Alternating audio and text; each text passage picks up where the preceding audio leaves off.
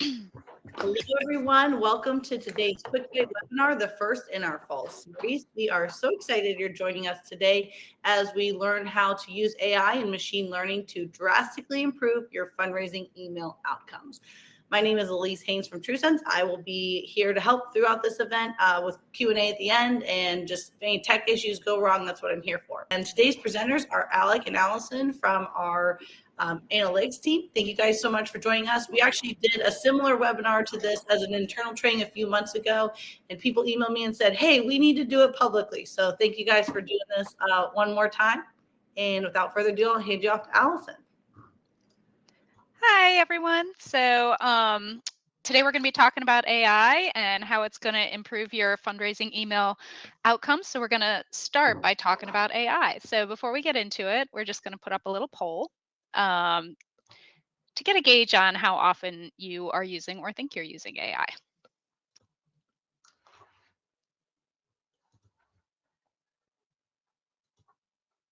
And if you don't see the poll at the bottom right corner, there's a little button that says polls, and that'll take you to where it is. Thank you, Alec. Yeah. Okay, so I'm showing right now in 80%, 70%. Okay, in the daily. So the vast majority are in the daily, and then we're moving into 15% weekly, 15% less frequent than once a month. Okay, so we do have some representation here from people who feel that they're really not using AI very often. I largely threw this up here to remind us really how AI is so commonplace around us these days and how we might be, if not personally using it, being affected by it or benefiting from it, or perhaps in some cases being annoyed by it more than we might realize. So when we're talking about artificial intelligence and um, predictive analytics, I would say if you're on social media or if you go on Amazon to do any of your shopping or if you go on Netflix to watch any of your movies, you might see that there's suggestions there for you. And those suggestions are making use of artificial intelligence. Um, all sorts of areas of our lives. It's factoring in, and we absolutely want to use it and capitalize on it with our fundraising and in email as well. So if we can go ahead and start the slides. Oh, wait, I'm sorry. I can move the slide myself on this one. The agenda real quick. I'm just going to give you an intro on AI and machine learning, and then I'm going to pass it over to Alec to get into email. But before we're getting into how it influences email, we just want to get into some of the nuts and bolts of it. I'm a data scientist here at TrueSense, and so I'm the one who's building these models, or one of the people building these models. And so it is my pleasure to talk to you about how it is that we do it. So we our models we call giving potential scores. Our suite of models we call giving potential scores, GPS. So you're going to hear me referring to it as GPS throughout the next couple of slides. But really what that is our predictive models that are AI powered. Now, the important thing that I want to mention in introducing these, because we're going to talk about AI and how brilliant and wonderful and useful it is for us. But the other piece we have listed here is the human ingenuity, because one thing that you have to be careful about with AI is that it doesn't have our knowledge and experience, right? So all of these models that we build, they are governed by people who have a lot of experience in the industry and can pay attention and supervise this to make sure that what's going through it makes sense. So now, we're going to start out by talking about traditional targeting before we even introduce AI, how it's been done in the past, how it's been done in a legacy condition. So we have often RFM when we do our targeting. And so RFM, recency, frequency, monetary. So on the monetary side of the fence here, you can see dollar amounts. And on the recency side of the fence, you can see how long it is that people have been given. Now, this is very powerful, wonderful. It's done well for us for a long time, but it's segment level. So once you get in, you see we've got these squares here that are full of people rather than focusing on an individual. And so it's subject to something we call the flaw of averages, which is to say that when we're targeting at this group And we're just focusing on the average. So we really don't get at that variability and see the high values and the low values. And the other thing is that it's backward looking. We're doing these segments, and all we can do is say, how did those segments perform in the past? But once we move into the AI side of things with the machine learning, we're able to look at this exact same chart. And as you can see, what we're able to do is individualize it, where you see that there's a few people here who are highlighted within. Now, those are people who are highlighted as being better than the others or worse than the others, but they're different than the average. And we're able to look at several distinct factors. And really importantly, we're able to make predictions about the future. So rather than just looking immediately behind us and saying this is how they have performed and that's what we expect again, we actually have predictions that are mathematically done that have error intervals around them so that we have a good sense of what is going to happen. So on the RFM side, we'll often look at just these three factors: how recently a donor gave, how frequently a donor gives, and how much a donor gives, right? And they have one check mark here because those are single variables. But once we come on this GPS side, the AI machine learning side of things, we consider actually a lot more factors because the math enables us to, and it tells us which are the most important ones. So if you just look at recency here, where there's one factor, but we come over here and there's several, there's actually a lot of elements to recency. So it could be how long has it been since your first gift? How long since your last gift? How long since your largest gift? How long since we've seen an increase in giving? How long since your last gift was over $100 or under $10, where you can see we actually combine elements of someone's value and recency. So there's a lot more elements into it rather than just looking at the three. We're looking at over 100 and mathematically combining them in such a way to optimize them. So now what does this mean in a standard cultivation campaign? What we see at the top here is that we're really trying to balance. What we see at the top here is what it looks like with a typical cultivation campaign. And what we see at the bottom here is when we start using our AI intelligence in order to use a more targeted approach. So on the top, we have investment in green and we have profit in blue. And this whole part over here to the left that's green without the blue is an element where we're spending money but not receiving back the profit. But by using artificial intelligence and having that hyper precision that enables us to identify the people who will not be giving to us, we are able to trim out this large portion of people who are the least productive audience and ultimately improve our ROI dramatically. So I was just talking about hyper precision. So just to give you an example of that, this is from our mid-major modeling, and this is some real data that's feeding in here in terms of what our predictions were versus what the actual dollar amounts that came in were. And as you can see here, we've got this 95% confidence interval that's going around our estimates. So that shaded area is the range of our estimates. And then within excuse me, within there, we have the actual revenue that came in. And you can see just how precise we were at these different levels. And then breaking out and follow the true values felt dead in the center, essentially, of what our different predicted values were. And we're talking at levels of $60,000 here. We're talking rare event occurrences, and we're nailing it. So what does all that mean? Well, it means we're going to use this information to help improve your fundraising email outcomes. We have GPS that we use for an awful lot of causes, and email is one that we are really excited to highlight today. So with that, I'm going to pass this on over to Alec. Thank you, Allison. And I think Allison was being a little bit humble in her explanation there. Our GPS scores are a way where we're able to look into the future and with a very high degree of accuracy, forecast who's going to be a donor and at what level so that we can segment them and understand right now what people are going to do in the future. And this predictive AI is very similar to like what Netflix does when they want to recommend you a show. Everyone's doing it. And I think that in general, when we think about AI, you might just think about ChatGPT or some of the large language models and their use cases.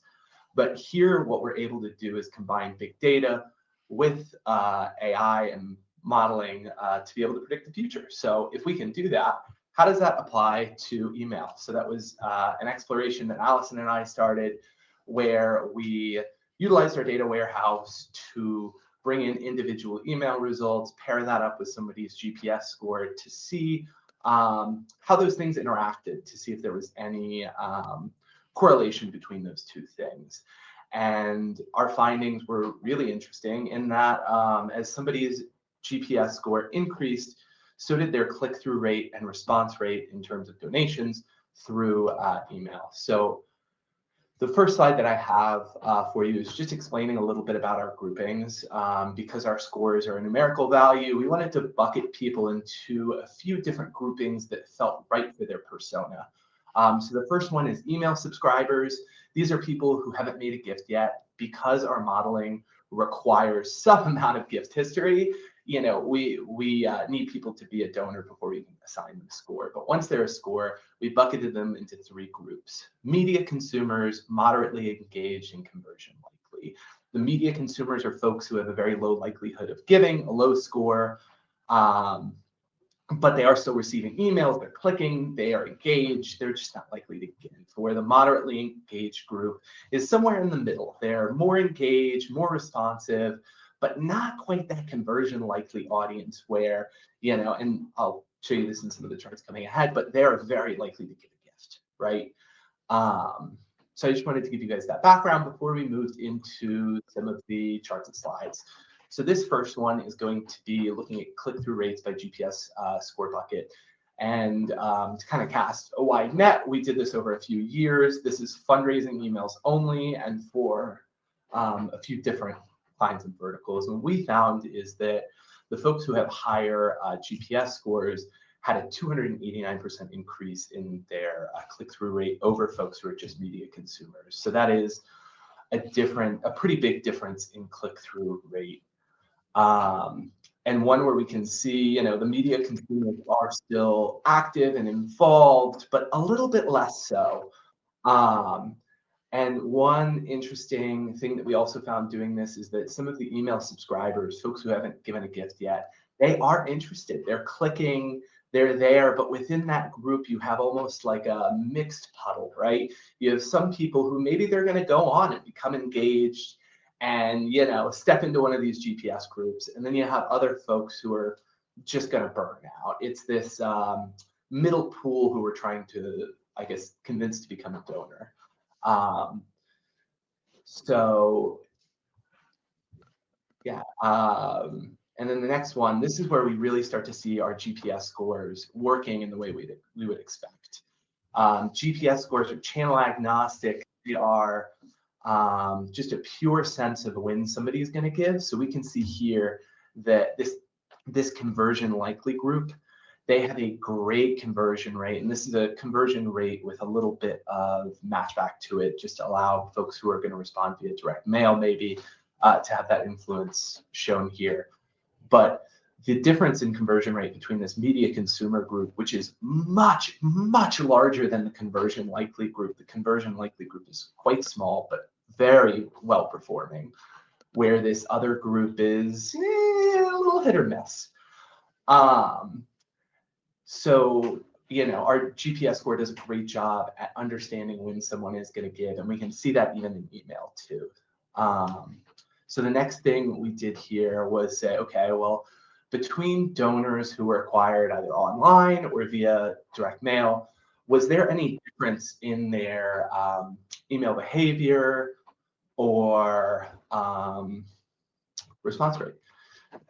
So separating donors between mail acquired donors and online acquired donors, we found that online acquired donors are more responsive through online channels, right? Better click-through rate, maybe a slightly different response rate at the lower end, but once you get to that higher group, they kind of even it out.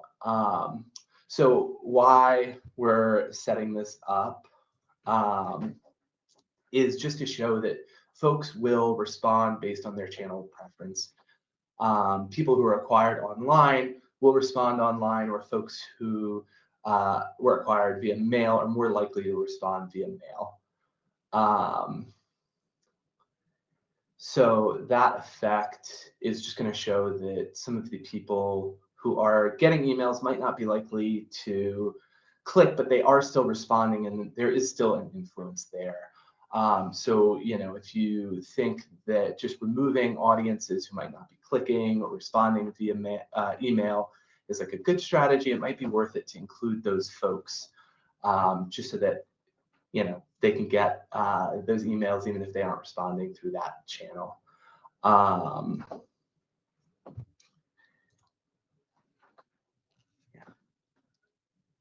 And then I'm just going to do some takeaways here on how these learnings can be applied, because I know that, when we think about AI and we think about how we might leverage that, it feels a little bit more like, how do we optimize a headline using ChatGPT or a subject line, when really there is a secondary part to email, right? Like, it's not just the content, it's the audience.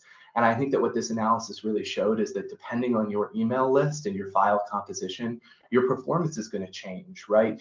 If you have a ton of non-donors on your list, it's going to make sense that you see a lower response rate, or a little bit lower click-through rate.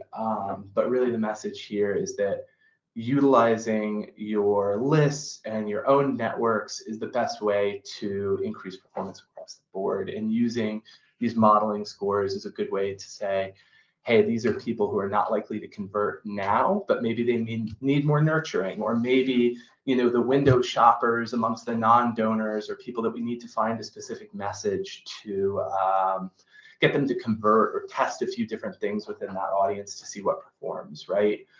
So there are a few takeaways that we have here. I'm sorry, just looking at the chat. Yeah, I totally understand that point.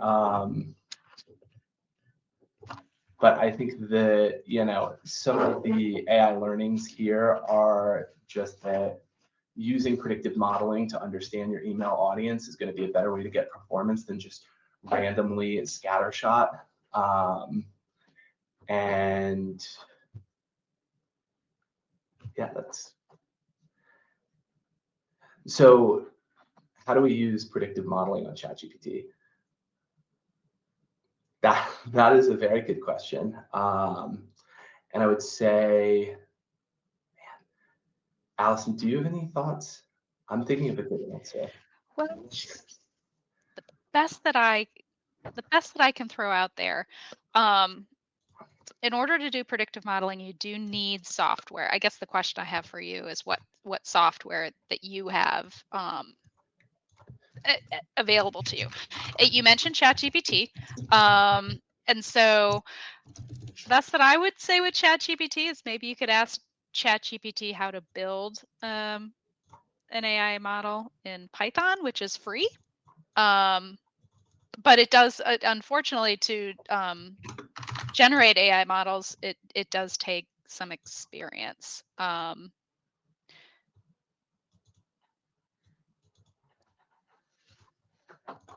right. Thank you, Allison. So yeah, and one thing that I found very interesting while doing this, and even now still, is just the understanding that, like, while direct attribution tells you a story, right? Like, seeing where people convert is useful. The influence of other channels and just the strategic benefit that having your own communication with donors is just so useful. And collecting email addresses, making sure that you're putting yourself in the position to be able to leverage AI to communicate with people at scale, or to communicate more effectively, or target people better. And one thing that I know people have said in this, as we presented it to our teams, is just like, well, are we going to cut people out of email audiences? There's no incremental increase in spend to like send 2 more emails to people, right?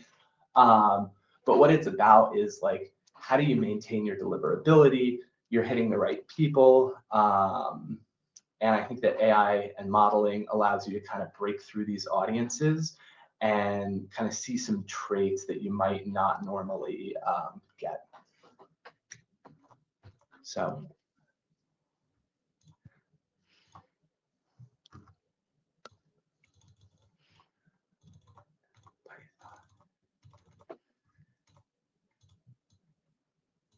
Yeah, Allison, yeah, that was a great answer on Python. And then,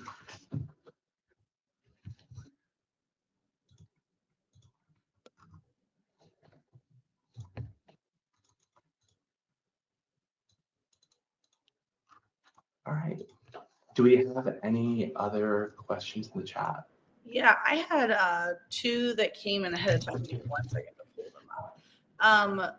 So can you let us know what type of donor characteristics are most important in building a model?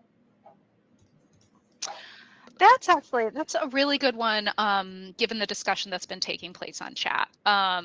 Because the discussion that's been taking place on chat has been a little along the lines of how can we use AI ourselves, and that's a bit challenging as a data scientist to answer because there is a lot that goes into developing the model. But what I can share with you are that through our development of these AI models, we were able to determine some variables that were most important.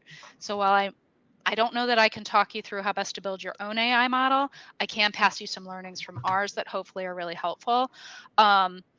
RFM has always been really, really important, right? Recency, frequency, monetary. We also found within ours, and I mentioned there's kind of these different dimensions that go into that. We also found within ours that seasonality was really important. So the timing in terms of when it is that you're going to reach out to people. And so obviously, like end of year is a very, very important time and you bring in most, but there's also, depending on for people when it is that they're most responsive, if you're able to pay attention to that, then you can be careful to try and touch them at times that they're more likely to make a gift to you. In terms of demographics, age is always leading. Age is really important, but if you're able to get your hands on other demographics, stability also tends to be an important factor, which you can get at sometimes by how long they've been living at their residence. So I would say that to try and get your hands on the most important variables about people. I know wealth often is considered to be one of the most valuable, but wealth has an interesting relationship where you almost want to avoid both the highest level and the lowest level and hang kind of more in the middle. Because the highest level are people who, if you do get them, are going to give more, but they actually are less likely to respond to you. So in that group, I would say it's better if you're looking for responsiveness to kind of hang more in a middle level. So I hope that's helpful. Do you guys find that the model characteristics vary drastically, or how do they vary between email and say direct mail, for example, when you're building your models for those lists? Well, that's what's really exciting about this, actually, that made us even want to give the presentation in the first place, was the consistency between them that we hadn't anticipated. And so like when we developed GPS cultivation, which is the model the first one really that we developed.